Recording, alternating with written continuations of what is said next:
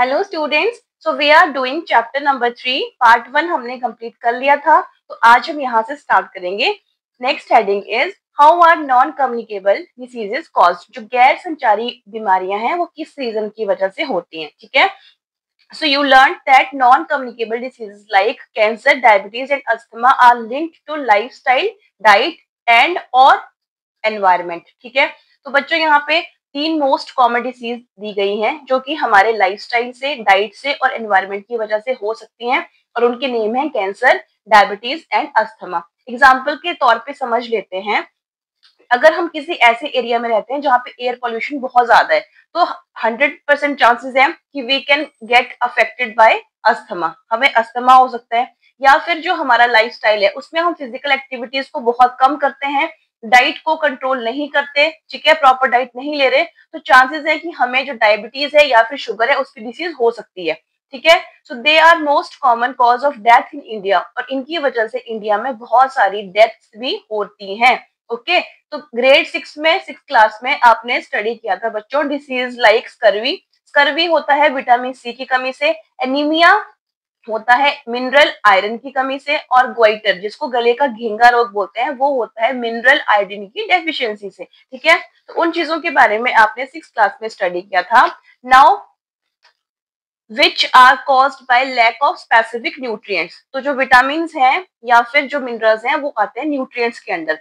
तो किसी ना किसी मिनरल या न्यूट्रिएंट की कमी से हमें ये तीनों डिसीज जो हमने स्टडी करी ये होती हैं। ओके, तो these are called deficiency diseases. इनको बोलते हैं बच्चों डेफिशिएंसी डिसीजेस, जो अभी जस्ट हमने 3 डिसीज पढ़ी। ठीक है, and are also non communicable, और ये भी जो है वो स्प्रेड टच के थ्रू नहीं होती, तो ये नॉन कम्युनिकेबल है। Here is a boy who's asking a question, what will happen if I take excess amount of iodine? मतलब अगर आयोडीन की कमी होगी तब तो हमें पता है कि ग्वाइटर डिसीज होती है, बट अगर एक्सेस अमाउंट में हम आयोडीन अपनी डाइट में ले रहे हैं तब क्या हो सकता है। तो उसकी वजह से 3 रीजन रिजल्ट हो सकते हैं बच्चों। हाइपरथायराइडिज्म हो सकता है। हाइपर का मतलब होता है ज्यादा, मोर, और हाइपो का मतलब होता है कम। मतलब जो हमारा थायराइड ग्लैंड है वो हाइपर एक्टिव भी हो सकता है, उसकी एक्टिविटी ज्यादा बढ़ सकती है, या फिर वो बिल्कुल इनएक्टिव हो सकता है, हाइपोथायराइडिज्म हो सकता है, या थायराइड कैंसर भी हो सकता है। कब? अगर हम एक्सेस अमाउंट में आयोडीन अपनी डाइट में इंक्लूड करें तो। Clear? Now diseases like cancer, diabetes and asthma में often persistent for a long time, more than 3 months. ये जो तीनों डिसीजेस थी स्टार्टिंग में जो हमने स्टडी करी, कैंसर, डायबिटीज, अस्थमा, वो ज्यादातर लंबे टाइम के लिए चलती हैं, और ये 3 मंथ से ऊपर के टाइम में ही जो है वो कंटिन्यू रहती हैं। तो इसलिए इन टाइप की कोई भी डिसीज है which exist for long more than 3 months, okay, they are known as chronic disease. अब इसमें साथ में एक और क्वेश्चन रहेगा कि what are non chronic disease. तो the disease which exist only for a short period of time, they are known as non chronic disease. For example, common cold सबसे कॉमन एग्जाम्पल है। एक दो एग्जाम्पल मुझे और सोच के बताना जो सिर्फ कुछ टाइम के लिए डिसीज हमें अफेक्ट करती हैं। ठीक है, so next is diabetes is a common disease which is becoming more prevalent in adults as well as in children. आज डायबिटीज की सिचुएशन इतनी खराब है स्टूडेंट्स कि कुछ ऐसे बच्चे भी हैं जिनको पहले इंसुलिन का इंजेक्शन लेना पड़ता है, उसके बाद वो खाना खा सकते हैं। ठीक है, तो ये चिल्ड्रन में, बच्चों में, बड़ों में जो डायबिटीज की बीमारी है, जो ये मधुमेह रोग है, वो बहुत ज्यादा फैल रहा है। ठीक है, इनफैक्ट जो इंडिया है that is among the country of world that is having the maximum highest number of people. Okay, diabetes के मैक्सिमम जो पेशेंट है they are in India. So it often develop, ये होती कैसे है जो शुगर की डिसीज है, कॉम्बिनेशन ऑफ हार्मोनल इम्बेलेंस। अब सबसे ज्यादा जरूरी है इस चीज को समझना कि हमारी बॉडी में जो शुगर की डिसीज है, जो डायबिटीज है, वो होती है बच्चों इंसुलिन हार्मोन की कमी से। जो इंसुलिन हार्मोन है that is released by pancreas. अगर आपने 7th क्लास में डाइजेस्टिव सिस्टम पढ़ा है तो उसमें पेनक्रियाज जो है वो एक लीफ शेप ऑर्गन होता है। ठीक है, तो पेनक्रियाज रिलीज करते हैं हार्मोन इंसुलिन जो कि ब्लड शुगर लेवल को कंट्रोल में रखता है। तो अगर इंसुलिन की अमाउंट कम हो जाए हमारी बॉडी में तो शुगर लेवल बढ़ जाता है, और उसी डिजीज को डायबिटीज या शुगर बोलते हैं। ठीक है, तो हार्मोनल इम्बेलेंस वो हो गया। और अनहेल्दी ईटिंग हैबिट्स, मतलब फास्ट फूड, बाहर का ज्यादा खाना, कोई फिजिकल एक्टिविटी नहीं करना, और सबसे ज्यादा है जो वेट है वो ओवर वेट हो जाना। ठीक है, और कोई और रीजन भी इसके हो सकते हैं। तो फिर नेक्स्ट है कि let's learn more about the cause of non communicable disease and their prevention. तो अब हम स्टडी करेंगे नॉन कम्युनिकेबल डिसीज के कुछ कॉज, रीजन एंड उनसे कैसे बचाव कर सकते हैं उसको, ठीक है। तो एक्टिविटी है 3.5 लेट सर्वे। तो सर्वे आपको क्या करना है बच्चों, आपको हेल्प लेनी है, डॉक्टर की ले सकते हो, नर्स, हेल्थ वर्कर जैसे आशा वर्कर होते हैं, और इवन हमारे फैमिली मेंबर जिनको हेल्थ के बारे में पता है। ओके, तो what you have to do, you will find out 3 most common lifestyle related disease your neighbourhood.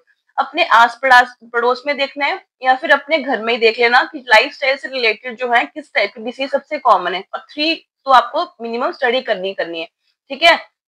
सो आपने इन सब की हेल्प ले ली, और ये भी देखना है कि कैसे इन डिसीज को से हम बच सकते हैं अगर हम थोड़े बहुत चेंज अपने लाइफस्टाइल में करें तो।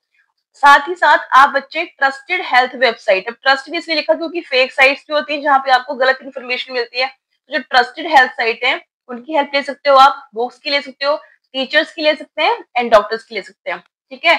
तो यहाँ पे एक टेबल है 3.2 जहाँ पे आपको नॉन कम्युनिकेबल डिसीज के बारे में डाटा फिल करना है, थोड़ा बहुत बुक में प्रोवाइडेड है, थोड़ा बहुत आप और गैदर करेंगे, ठीक है। तो चलो इस टेबल को कंप्लीट करते हैं। तो नेम सबसे पहले सीरियल नंबर आएगा 1 2 3 4, उसके बाद name of common lifestyle related disease, कौन कौन सी कॉमन डिसीज है बच्चों, उसके बाद उनके साइन एंड सिम्टम, ये हमने क्या था ना, साइन होता है संकेत और सिम्टम होता है लक्षण, ठीक है। सजेस्टेड लाइफस्टाइल चेंज, मतलब कौन से चेंज करके हम इन डिसीज से बच सकते हैं, और अगर हो गई हैं तो इनसे कैसे इनको रिड्यूस कर सकते हैं।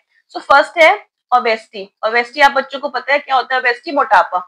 अब साइन और सिम्टम उसके होते हैं बच्चों फटीग, जो ओबेस पर्सन है जो मोटापे से शिकार है उनको थकान बहुत जल्दी होती है, फटीग।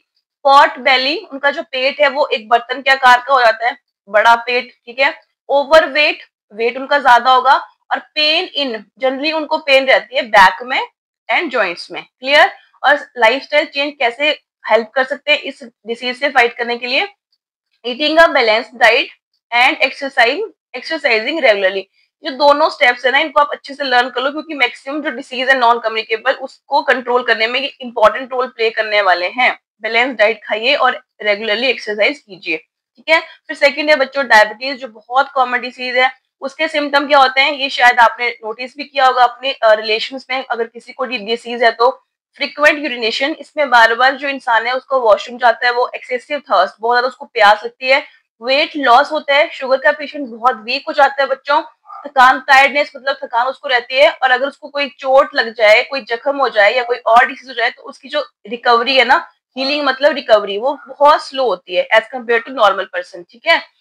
अब लाइफस्टाइल में चेंजेस कैसे कर सकते हैं हम, मेंटेन हेल्दी वेट। सबसे पहले डॉक्टर बोलते हैं कि अपना जो वेट है उसको कंट्रोल कीजिए, उसको बढ़ने देना। अगर शुगर किसी को इनिशियल स्टेज में है तो सबसे कॉमन उसको एडवाइस मिलती है कि आप अपने वेट को मेंटेन कीजिए।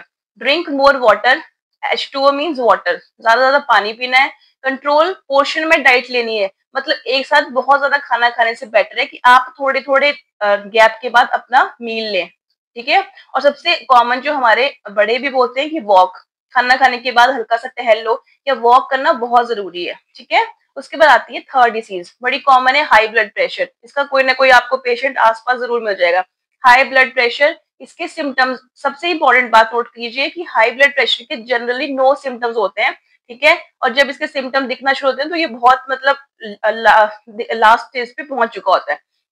तो इसके सिम्टम्स होते हैं बच्चों चेस्ट पेन, ठीक है, छाती में दर्द हो सकती है, शॉर्टनेस ऑफ ब्रीथ, सांस इसमें बहुत मुश्किल से आती है, शॉर्टनेस ऑफ ब्रीथ जो आती है, डिफिकल्ट स्पीकिंग। और जिसका हाई बीपी, अगर बीपी बहुत ही ज्यादा हाई हो जाए तो वो इंसान ढंग से बोल भी नहीं पाता, ठीक है। और इसके अब लाइफस्टाइल चेंजेस क्या कर सकते हैं हम, लूज एक्स्ट्रा वेट, कि जो एक्स्ट्रा वेट है उसको लूज कीजिए, एक्सरसाइज कीजिए और ईट हेल्दी डाइट। मैंने कहा था ना ये जो हेल्दी डाइट और एक्सरसाइज है आपको हमेशा काम ही आएंगे, ये दोनों पॉइंट्स, ठीक है। तो यहाँ पे भी वही लाइफस्टाइल चेंजेस है। अब उसके साथ अगर हाई बीपी को हमने स्टडी किया तो उसके साथ एक कॉमन डिसीज है बच्चों, low blood pressure, high blood pressure. लो बीपी के भी बहुत पेशेंट होते हैं, तो उनके सिम्टम्स क्या हो सकते हैं लो बीपी के, फेंटिंग, वो बेहोश हो सकते हैं, फटीग, उनको थकान हो सकती है, और डीजीनेस मतलब चक्कर आ सकता है, ठीक है। और उसके बाद जो इसके प्रिवेंटिव मेजर्स हैं लो बीपी के, वो क्या है, स्टे हाइड्रेटेड, उनको फटाफट नमक वाला पानी पिलाते हैं, है ना, अगर किसी का बीपी लो हो तो। एक्सरसाइज कीजिए, ओके, और अवॉइड करना है लंबे टाइम तक बैठना या सिर्फ स्टैंडिंग पोजीशन और सिटिंग पोजीशन लंबे टाइम के लिए अवॉइड करनी है। तो जनरली आप ये समझिए बच्चे कि जो नॉर्मल हमारा ब्लड प्रेशर होता है बच्चों, वो होता है 120/80 mm मर्करी, ऐसे इसको मेजर करते हैं। तो 120/80 से अगर बिलो जाएगा तो वो लो बीपी होगा, और इससे अगर ये वैल्यूज दोनों जो है सिस्टोलिक और डायस्टोलिक, इनको वैल्यूज को बोलते हैं। अगर ये जैसे मान लो ये 150 हो गया और ये वाला 90 या 100 हो गया तो मतलब वो हाई बीपी है, कम होगा तो लो बीपी। क्लियर। फिर आते हैं नेक्स्ट पेज पे। तो इसमें आपको एक साइंटिस्ट है, बी साइंटिस्ट, उनके बारे में इंफॉर्मेशन दी गई है, डॉक्टर कमल रणदीव। तो वो क्या थी, वो एक बायोमेडिकल मतलब जैव चिकित्सक रिसर्चर थी बच्चों। उन्होंने क्या किया, उन्होंने स्टडी किया कैसे कुछ हार्मोन जो है और वायरस वो कैंसर से रिलेटेड है, लिंक्ड है। ठीक है। तो उन्होंने कैंसर के ट्रीटमेंट को और उसके बचाव को हेल्प करने में, मतलब उन बचाव को हेल्प करी उसमें, प्रिवेंशन में। सो हर वर्क ऑल्सो शोड, उनके काम ने ये भी दिखाया कि जैसे कैसे टोबैको है, तंबाकू या जो खान पान है या जो पोल्यूशन है वो कैंसर के रिस्क को बढ़ा सकता है। और हमें इंपॉर्टेंस बताई कि हमें एक हेल्दी लाइफस्टाइल मतलब एक स्वस्थ जीवन शैली अपनानी चाहिए। ओके। फिर उसके बाद आते हैं हेडिंग 3.5 पे, how to prevent and control disease. अब चाहे कम्युनिकेबल है चाहे नॉन कम्युनिकेबल है, उनको कैसे उनसे बचाव करें, और या फिर हो गई है तो उनको कंट्रोल कैसे करें। तो you might have heard the phrase, ये बचपन, you might have heard the phrase, ये हमने बचपन से कहावत सुन रखी है बच्चों, prevention is better than cure, कि इलाज से परहेज बेहतर होता है। ठीक है। और it is important to protect ourself from both communicable and non communicable disease. ठीक है भाई, बीमार होना किसे अच्छा लगता है, तो बेहतर है हम अपने आप को बचाएं दोनों टाइप की डिसीज से, कम्युनिकेबल भी और नॉन कम्युनिकेबल से भी। ओके। सो एक्टिविटी 3.6 में लेट्स रीड, तो हमें रीड करनी है एक छोटी सी जो रियल में हैपनिंग हुई है ये वाली थिंग। सो ओडिशा जो है वहां पे चला था कम्युनिटी लेड सैनिटेशन कैंपेन, मतलब एक सामुदायिक स्तर पर एक स्वच्छता अभियान चलाया गया था बच्चों। तो इन भद्रक डिस्ट्रिक्ट, ओडिशा में भद्रक डिस्ट्रिक्ट है, वहां पे कम्युनिटी सैनिटेशन कैंपेन चला था, जिससे ज्यादा लोगों ने क्या किया था, बनाए भी थे टॉयलेट और यूज भी किए थे। ठीक है। तो उससे क्या हुआ, उसने रिड्यूस कर दिया ओपन डेफिकेशन। अब जो डिफिकेशन होता है बच्चों, removal of the waste material. जो फिकल मैटर है ना, हमारी बॉडी का जो वेस्ट मटेरियल है उसको बोलते हैं फिकल मैटर। ठीक है। तो फिकल मैटर को रिमूव करने को बोलते हैं डिफिकेशन। तो जो खुले में डेफिकेशन का प्रोसेस है उसको रिड्यूस कर दिया, और उससे क्या हुआ, बच्चों की हेल्थ में भी इंप्रूवमेंट हुआ, और साथ में जो वहां पे डायरिया मतलब दस्त के और इन्फेक्शन के केसेस थे वो भी कम हुए। तो हमने इस स्टडी से क्या सीखा, क्या हमारे पास रिजल्ट आया, हमारे पास ये रिजल्ट आया कि कुछ जो सिंपल स्टेप्स हैं, गुड सैनिटेशन मतलब स्वच्छता संबंधी जो अच्छी आदतें हैं, अगर हम उनको अपना लें तो उससे क्या हो सकता है, चांसेस कम हो सकते हैं किसके स्प्रेड के, कम्युनिकेबल डिसीजेस के। ठीक है। तो इस टाइप का कोई भी अगर सामुदायिक स्वच्छता अभियान आपके लोकेशन में चला है तो you must know about that, और उसको आपने शेयर भी करना है अपने क्लासरूम में अपने फ्रेंड्स के साथ। और ये भी मतलब डिस्कस करना है कि ऐसे छोटे छोटे इनिशिएटिव अगर हम करते हैं तो उससे क्या फर्क पड़ता है। ठीक है। उसके बाद आता है ability of the body to fight disease, मतलब हमारी बॉडी की क्षमता किससे लड़ने के लिए, डिसीज से लड़ने के लिए। ठीक है। तो you would have notice that, ये जो लाइन है बच्चों इसका ये मतलब है कि कुछ लोग जो हैं वो बहुत जल्दी बीमार हो जाते हैं एज कम्पेयर टू अदर्स, भले ही वो एक इन्वायरमेंट में रह रहे हो। एग्जाम्पल के तौर पे आप ये समझो कि आप 2 भाई बहनों 3 भाई बहनों जितने भी हो, ठीक है, तो आप सेम इन्वायरमेंट में रह रहे हो। आप में से कुछ जो है वो जल्दी बीमार होते होंगे, कुछ की जो है वो स्ट्रॉन्ग इम्यूनिटी है, वो थोड़ा उनको इन्फेक्शन कॉज करने में, इन्फेक्शन में टाइम लगता होगा। ये आपने नोटिस की होगी जनरली बात, है ना।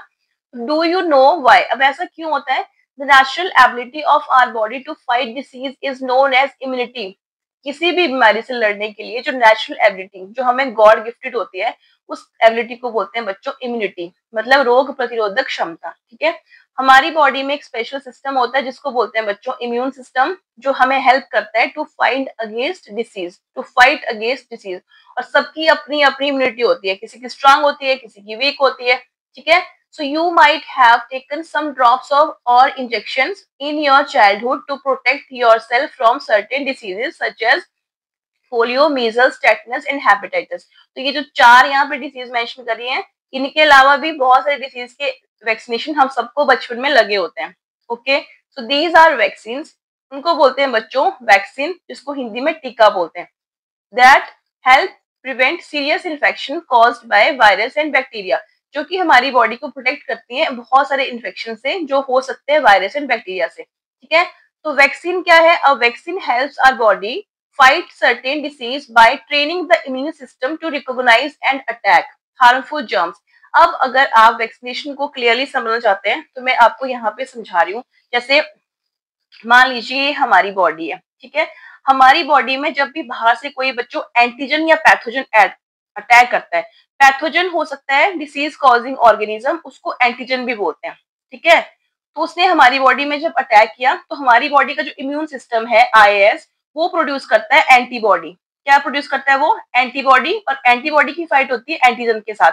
अब जो वैक्सीन है बच्चों, वैक्सीन कोई दवाई नहीं होती, vaccine is not a medicine. Vaccine किसी भी वायरस की या बैक्टीरिया की कोई डेड फॉर्म या फिर इनएक्टिव फॉर्म होती है, ठीक है। जैसे मान लीजिए हमारी बॉडी को अगर किसी पर्टिकुलर डिसीज से बचाना है तो हमें क्या करते हैं, बचपन में ही उस डिसीज के जो कॉजल ऑर्गेनिज्म होता है, जो उसको कॉज करता है, उसका कोई डेड फॉर्म या फिर इनएक्टिव फॉर्म हमारी बॉडी में वैक्सीन के थ्रू इंजेक्ट करते हैं, और हमारी बॉडी जो है वो एंटीबॉडीज बनाती है उससे लड़ने के लिए। तो अगर फ्यूचर में जब वो असली में वो डिसीज हमें अटैक करती है, ठीक है, तो उससे लड़ने के लिए हमारी बॉडी में पहले से ही एंटीबॉडीज होती हैं और हमें वो डिसीज नहीं होती। तो this is the principle of vaccination, ये वैक्सीन होता है। ओके, सो यहाँ पे वही बताया गया बच्चों को कि जो providing what is known as acquired immunity, जो हमें वैक्सीन से इम्यूनिटी मिलती है उसको बोलते हैं बच्चों एक्वायर्ड इम्यूनिटी। मतलब वो इम्यूनिटी हमने एक्वायर कर ली, ग्रहण कर ली।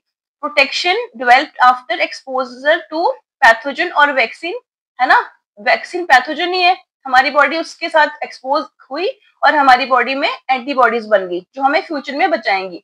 अब vaccine can be made in different ways, उसको अलग अलग तरीके से वैक्सीन को बना सकते हैं।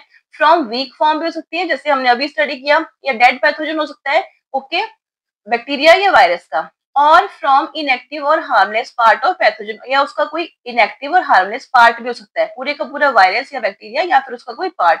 अब सम न्यूअर वैक्सीन, जो आजकल कुछ नए वैक्सीन आए बच्चों, वो क्या करते हैं, वो हमारी ही अपनी बॉडी की सेल्स को क्या करते हैं, इंस्ट्रक्शन देते हैं कि आप क्या कीजिए, to make a harmless part of germ, आप जर्म का हार्मलेस पार्ट बनाइए, which are immune system then learn to fight, जिससे हमारा इम्यून सिस्टम फिर फाइट करना सीखता है। ओके, फॉर एग्जाम्पल इसमें दिया हुआ है बच्चों टेटनस शॉट, शॉट वैक्सीन को ही बोलते हैं, ठीक है। टेटनस शॉट, अगर कभी भी हमें जंग लगी हुई चीज से चोट लग जाए, या तेज धार कोई चीज है, शार्प नाइफ है या ऑब्जेक्ट है, उससे हमें घाव हो जाए, तो हम फटाफट क्या लगवाते हैं, टेटनस का वैक्सीन करते हैं ना ऐसा। तो ऐसा इसलिए करते हैं, often given after an injury, protect against infection by the tetanus causing bacteria. अब बच्चों जो टेटनस की डिसीज है वो होती है क्लॉस्ट्रीडियम टेटनी से, ये उसका कॉजल बैक्टीरिया है। अब जब भी हमें चोट लगती है तो हमें घाव होता है, तो जो घाव है उसके थ्रू ये जो बैक्टीरिया है वो हमारी बॉडी में इजिली अटैक कर सकता है, इसलिए हम टेटनस का वैक्सीनेशन लगवा देते हैं, ठीक है। So it contains inactivated bacterial toxin. अब उस वैक्सीन में होगा क्या, इसी का वीक फॉर्म, इसी बैक्टीरिया की वीक फॉर्म, ताकि हमारी बॉडी पहले से ही प्रिपेयर हो जाए उससे फाइट करने के लिए, अगर वो हमें बहुत अमाउंट में अटैक करे तो, ठीक है। सो डू यू नो, अब क्या आपको पता है कि फर्स्ट वैक्सीन जो था वो कब डिस्कवर हुआ था? तो उसको स्टडी करते हैं। Edward Jenner was the scientist who first time discovered vaccine, और जो सबसे पहला वैक्सीन था बेटा वो था स्मॉल पॉक्स वैक्सीन, ठीक है। तो और ये डिस्कवर हुआ था 1796 में। तो small pox was a deadly disease, deadly मतलब इससे बहुत सारी डेथ हो चुकी थी ऑलरेडी उस टाइम पे, दैट कॉज ब्लिस्टर्स। अब इसमें क्या होता था, जो पेशेंट थे उनको फफोले होते थे, ब्लिस्टर होते हैं फफोले, ठीक है, एंड किल्ड मिलियंस, लाखों लोगों को इसने मार भी दिया था। तो जो माइल्डर डिसीज है, इसके कंपेरिजन एक हल्की फुल्की डिसीज होती थी, उसको बोलते थे काउ पॉक्स, जो कि काउस में होती थी वो भी। और जो काउ पॉक्स का वायरस है ये ह्यूमन बीइंग को भी अफेक्ट कर सकता था, मतलब ह्यूमन बीइंग को ये तो हो ही रही थी स्मॉल पॉक्स की डिसीज, चेचक तो उनको हो ही रहा था, साथ में काउ पॉक्स भी उनको हो सकता था, ठीक है। तो लेट 1700s में ये बताया गया कि लेट क्या हुआ, जो 1700 ईयर में जो इंग्लिश डॉक्टर थे एडवर्ड जेनर, उन्होंने डिस्कवर किया कि जिन लोगों को काउ पॉक्स हो रखा था उनको स्मॉल पॉक्स नहीं हुआ, ठीक है। तो इसी ऑब्जर्वेशन से इन्वेंशन हुई थी फर्स्ट वैक्सीन की, जो सबसे पहला टीका था जिसने लोगों को, बहुत सारे लोगों को प्रोटेक्ट किया, किससे, स्मॉल पॉक्स से। तो आर साइंटिफिक हेरिटेज, अब हमारे जो सांस्कृतिक जो वैज्ञानिक विरासत है, उसमें आप बच्चों को ये बताया गया है कि आजकल ये जो ये न्यू एडवांस वैक्सीन है, जिसमें एक नीडल होती है, हल्का सा प्रिक होता है और जो वैक्सीन का मटेरियल है वो हमारी बॉडी में इंजेक्ट हो जाता है। ये तो आजकल का सिनेरियो है। बहुत टाइम पहले क्या करते थे, इंडिया में ट्रेडिशनल मेथड होता था वेरियुलेशन का, उसको बोलते हैं वेरियुलेशन, क्योंकि ये जो वेरिसोला जेस्टर है, वेरियोला वायरस है बच्चों, ये कॉज करता है इसको, इस स्मॉल पॉक्स को। तो वेरियुलेशन एक मेथड था जिसमें क्या करते थे, लोगों को बचाते थे स्मॉल पॉक्स से। और इसमें करते क्या थे, अगर जैसे मान लो किसी को स्मॉल पॉक्स की डिसीज है, ठीक है, तो उसके जैसे मान लो यहाँ पे अगर स्मॉल पॉक्स का कोई ये है, ब्लिस्टर है, मतलब फफोला हुआ है इस एरिया में, तो वहां से उस टॉक्सिन को निकालते थे, ठीक है, वहां से उस टॉक्सिन को निकाल लिया और उसके बाद हेल्दी पर्सन जो है उसके उसमें क्या करके एक स्क्रैच करके उसकी जो स्किन है उसको स्क्रैच करके उस स्मॉल पॉक्स के जो मटेरियल उससे निकलता था ब्लिस्टर से, उसको उसके अंदर इंट्रोड्यूस कर देते थे हेल्दी पर्सन के अंदर, ताकि उसकी इम्यूनिटी स्ट्रांग बन सके। अब कोई नीडल नहीं थी तो वैसे ही चीरा लगा के हेल्दी पर्सन के अंदर उस सोर्स से मटेरियल को लेके इंट्रोड्यूस करवाते थे। और जो ये लोग ये इस तरह के काम को करते थे उनको बोलते हैं टीकेदार। तो मे बी टीकेदार इज रिलेटेड टू टीका, क्योंकि वैक्सीन को हिंदी में टीका ही बोलते हैं, है ना। सो उसके बाद क्या है, थिंक लाइक अ साइंटिस्ट। तो इस पूरे जो ये वाला पैराग्राफ है बच्चों, इसमें आपको बताया गया था कि जेनर ने ये ऑब्जर्व किया कि जो गवालिन थी, जो दूध वाली थी, ठीक है, जो जिनको काउपॉक्स हो चुका था उनको स्मॉल पॉक्स ने अटैक नहीं किया, क्योंकि दो ये वायरस थे, स्मॉल पॉक्स और काउपॉक्स की आपस में रिलेटेड थे, ठीक है। तो उन्होंने इसके बेसिस पे हाइपोथेसिस का मतलब है उन्होंने एक ऑब्जर्वेशन करी, उसको नोट डाउन किया कि जो कंटेंट है पस ऑफ काउपॉक्स ब्लिस्टर, जो काउपॉक्स का फफोला बनता था उसका जो पस है वो लोगों को बचा सकता है स्मॉल पॉक्स से। तो उन्होंने एक्सपेरिमेंट किया, हाइपोथेसिस के बाद एक्सपेरिमेंट करते हैं, ठीक है। तो उन्होंने क्या किया, काउपॉक्स के जो सैप था, मतलब उसका जो काउपॉक्स का ब्लिस्टर था, वहां से जो मटेरियल निकाला उसको उन्होंने एक बॉय की बॉडी में इंजेक्ट किया। और वो जो बॉय था बच्चों, वो इन साइंटिस्ट के गार्डनर का बेटा था, माली का बेटा था, उसका नाम था जॉन पेप्स, और वो 8 साल का था, ठीक है। Who later showed no illness.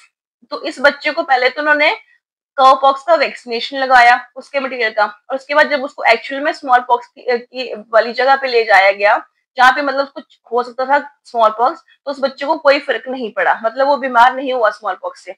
और इसी रिजल्ट ने क्या किया, न्यू वेज ओपन करे to discover the smallpox vaccination, ठीक है। और वही स्मॉल पॉक्स का वैक्सीनेशन आज तक इतने लोगों की जान को बचा रहा है, ठीक है। फिर नेक्स्ट पेज पे आइए, नेक्स्ट पेज पे है vaccine are one of the most effective ways. जो वैक्सीन है वो लोगों को बचाने का सबसे बेस्ट तरीका है, चाहे वो किसी भी एज के हो, चाहे वो इन्फेंट हो, नवजात हो, छोटे न्यू बॉर्न हो बच्चे, इन्फेंट हो या फिर बुजुर्ग लोग हो, ओके। और बहुत सारी सीरियस डिसीज से वो हमें बचाते हैं।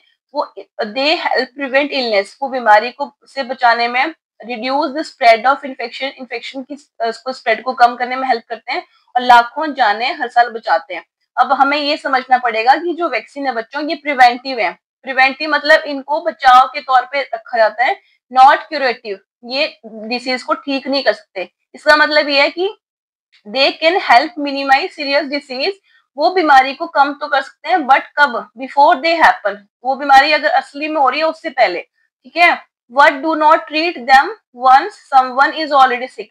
मतलब अगर बचपन में मीजल का वैक्सीनेशन नहीं लगा, फिर बड़े होके आप सोचो कि मीजल्स हुए तो और वैक्सीनेशन, तो वो वैक्सीनेशन उतना इफेक्टिव वर्क नहीं करेगा, या हो सकता है वर्क करे ही ना, ठीक है। मतलब प्रिवेंशन के तौर पे वैक्सीनेशन को बचपन में ही लगाना चाहिए, सो दैट अगर वो डिजीज हमें अटैक करे असली में लेटर पीरियड ऑफ लाइफ में, तो हमें उस डिसीज से अफेक्ट ना हो। सम पीपल में फियर और डाउट वैक्सीन, कुछ लोगों में भय भी होता है वैक्सीन का, डाउट भी करते हैं वो, but scientist and doctors carefully test करते हैं उनको बिफोर देयर एप्लीकेशन। सो जो वैक्सीनेशन लगवाना है, नॉट ओनली वो सिर्फ हमें बचाता नहीं है, साथ में हमारे आसपास, हमें तो बचाता ही, साथ में जो हमारे आसपास के लोग हैं उनको भी प्रोटेक्ट करता है, okay. So ever heard of, तो ये भाई इंडिया के वैक्सीनेशन का रोल है कि बहुत सारे वैक्सीन जो है वो इंडिया बनाता है, और वर्ल्ड की लार्जेस्ट वैक्सीन प्रोड्यूसर्स में भी आता है। जैसे कोविड के टाइम पे, कोरोना के टाइम पे जो 2 वैक्सीन थी इंडियन, कोवैक्सीन एंड कोविशील्ड, तो वो एक्सपोर्ट भी की गई थी, और उन्होंने इंडिया के लोगों को भी उस डिसीज से बचाया था, ओके। तो 200 करोड़ वैक्सीनेशन जो है इंडिया अब तक उससे ज्यादा भी बना चुका है, और इतने सारे लोगों को की हेल्थ को ये प्रोटेक्ट करता है। ठीक है। तो उसके बाद है बियर साइंटिस्ट, जिसमें एक और साइंटिस्ट का आपको इंफॉर्मेशन बताइए कि डॉक्टर महाराज किशन भान जो थे वो एक वेल नोन इंडियन डॉक्टर के साथ साथ वो एक साइंटिस्ट भी थे, और जो बायोटेक्नोलॉजी होता है कि लिविंग प्लस टेक्नोलॉजी, तो जो बायोटेक्नोलॉजी डिपार्टमेंट था उनके वो सेक्रेटरी थे। उन्होंने हेल्प करी साइंस को और इनोवेशन को इंडिया में प्रमोट करने की और इम्पोर्टेंट रोल प्ले किया डेवलपिंग रोटा वायरस वैक्सीन। छोटे छोटे बच्चों को आजकल रोटा वायरस का वैक्सीन पिलाते हैं, ओरल फॉर्म में होता है बच्चों, जो ये बेबीज को प्रोटेक्ट करता है फ्रॉम डायरिया। छोटे बच्चों को दस्त ना हो, उनसे उनकी डेथ ना हो, उसके लिए उनको रोटा वायरस का ओरल वैक्सीन प्रोवाइड करवाते हैं। ठीक है। सो उन्होंने इस तरह बिलीव करते थे वो, और हेल्प भी करी कि अफोर्डेबल मतलब हर कोई इंसान उसको अफोर्ड कर सके इस टाइप के मेडिकल प्रोडक्ट बनाने में। ठीक है। सो नेक्स्ट आता है टॉपिक 3.5.1 ट्रीटमेंट ऑफ डिसीज। अब ये तो प्रिवेंटिव मेजर्स थे कि बचाव कैसे करें, अब अगर डिसीज हो जाए तो ट्रीटमेंट उसका कैसे करना है। Okay. So if our immune system fails to protect, अगर इम्यून सिस्टम हमारा फेल हो जाता है हमें बचाने में किसी इन्फेक्शन से, तो क्या होता है, तो हम बीमार हो जाएंगे और डॉक्टर के पास जाएंगे, फिर डॉक्टर में give us medicine called antibiotics.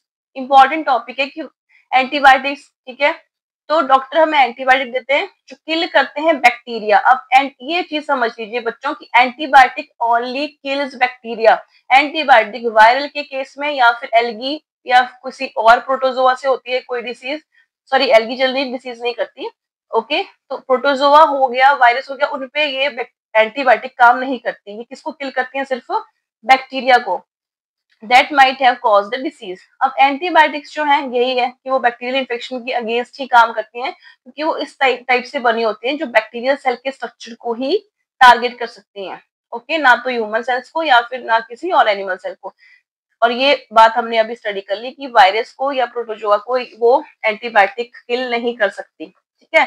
फिर अब आपके पास है ये थिंक लाइक अ साइंटिस्ट। ये जो फर्स्ट एंटीबायोटिक थी जिसको पेनिसिलिन बोलते हैं, वो कैसे डिस्कवर हुई थी, इसकी इंटरेस्टिंग डिस्कवरी है बच्चों। कोई ये मतलब इसके लिए कोई स्पेशल एक्टिविटी एक्सपेरिमेंट नहीं किया गया था।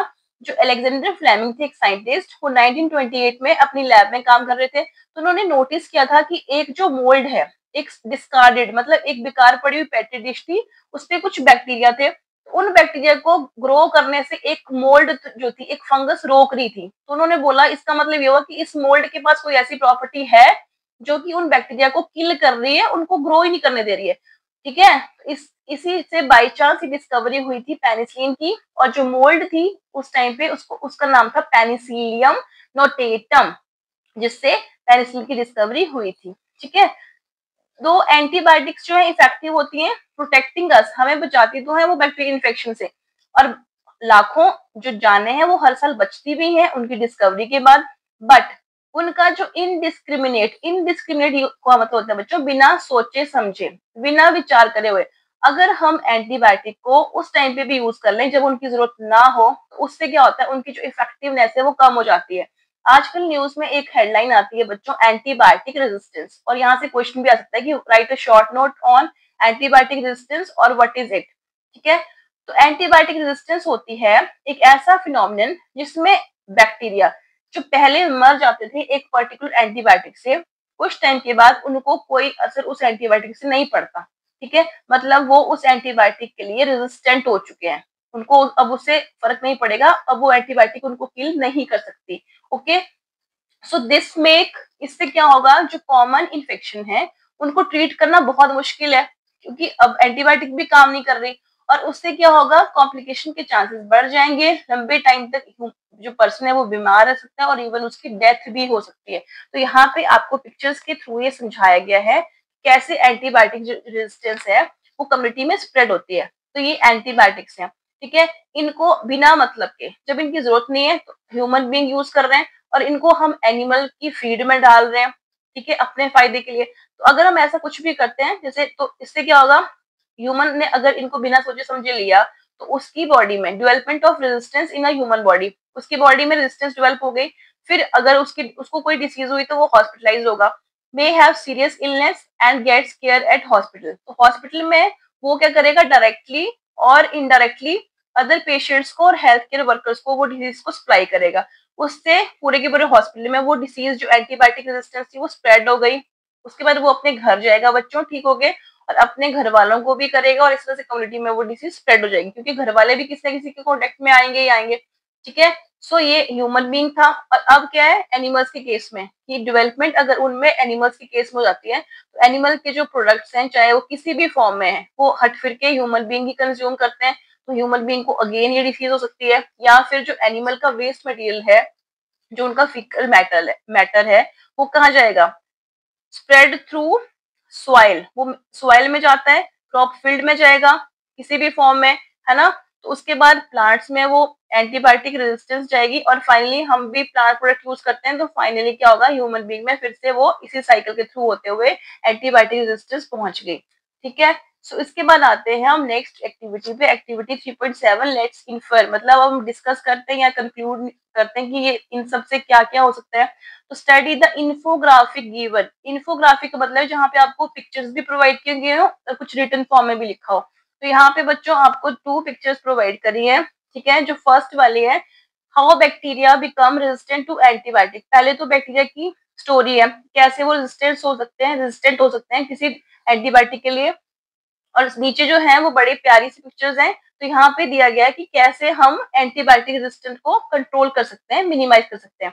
तो यहाँ पे देखिए, a few microbes develop resistance to antibiotic, कुछ जो माइक्रोब्स हैं वो रेजिस्टेंट डेवलप कर लेते हैं, उनको उस एंटीबायोटिक से कोई खास फर्क नहीं पड़ता।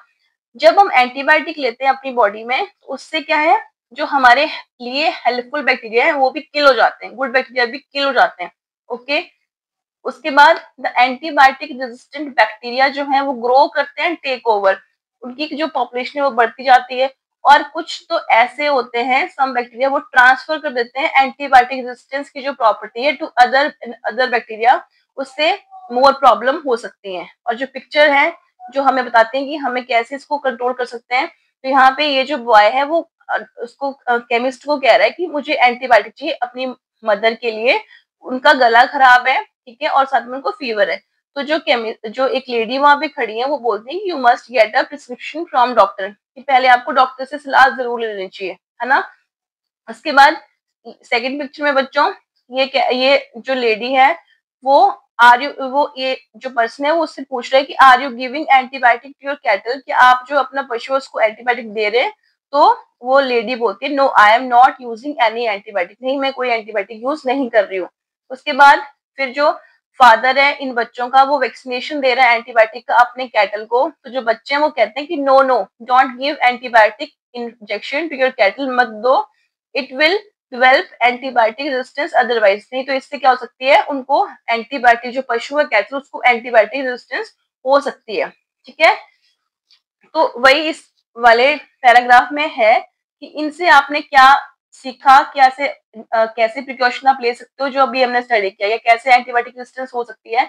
अब to tackle the problem of antibiotic resistance, अब इस प्रॉब्लम को टैकल करने के लिए हमें एंटीबायोटिक को वाइजली यूज करना चाहिए, और जब डॉक्टर की सलाह हो तभी यूज करें। और सबसे बड़ी बात है कि करेक्ट डोज, ये नहीं कि बॉटल खाली करनी है, जो जितनी करेक्ट डोज बोली है उतनी ही आप लें, और सही टाइम के लिए लें, राइट ड्यूरेशन जितना आपको डॉक्टर ने बोला है। ठीक है, अननेसेसरी यूज को अगर अवॉइड करेंगे तो जो इंक्रीज हो रहा है बैक्टीरियल रेजिस्टेंस में, वो क्या होगा, वो कंट्रोल हो जाएगा, और फ्यूचर जनरेशन के लिए वो एंटीबायोटिक सेफ रहेंगी। ठीक है, फिर ट्रेडिशनल मेडिसिन सिस्टम है बच्चों, जिसमें आयुर्वेदा है, सिद्धा है, जो सिद्ध चिकित्सा है ये तमिलनाडु में ओरिजिनेट हुई थी, एंड यूनानी चिकित्सा पद्धति है, वो क्या करते हैं, वो इंडिया में बहुत टाइम से लोगों को प्रोटेक्ट करें डिसीज से, कॉमन हेल्थ प्रॉब्लम से। और वो करते भी किसका यूज है, नेचुरल सब्सटेंसेस लाइक हर्ब, जड़ी बूटियां हो गई, ऑयल हो गए, है ना। आयुर्वेदिक ट्रीटमेंट अगर आपने कभी देखा होगा तो ये ऑयल हर्ब्स का ही ज्यादा यूज करते हैं। And minerals for managing illness and promoting recovery. पर इसमें सबसे बड़ी बात, हाँ, साथ में हमें ये लाइफस्टाइल को, हेल्दी लाइफस्टाइल जीने के लिए भी एडवाइस करते हैं।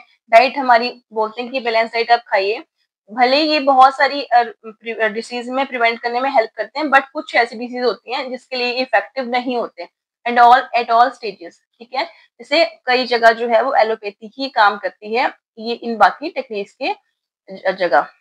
सो लास्ट में पैराग्राफ दिया गया बच्चों की, therapies for non communicable disease, जो गैर संचारी रोग हैं उनकी जो थेरेपीज हैं वो फोकस करती हैं सिम्टम को समझने में, इम्प्रूविंग क्वालिटी ऑफ लाइफ, और कैसे लाइफ की क्वालिटी इंप्रूव करेंगे थ्रू मेडिकेशन, प्रॉपर दवाई लेके, लाइफस्टाइल चेंज करके, या अगर आप ज्यादा पॉल्यूशन वाली जगह रहते हैं तो you should resettle somewhere else. Okay, rehabilitation मतलब पुनर्वास, आप जगह चेंज कर सकते हैं। Early diagnosis and continuous care, time से अगर डिसीज डायग्नोज हो जाए और केयर भी प्रॉपर हो तो जो डिसीज है उनको कंट्रोल करने से, उनको फैलने से रोका जा सकता है और कॉम्प्लिकेशन से भी बचा जा सकता है। This is all about this chapter. Thanks for watching.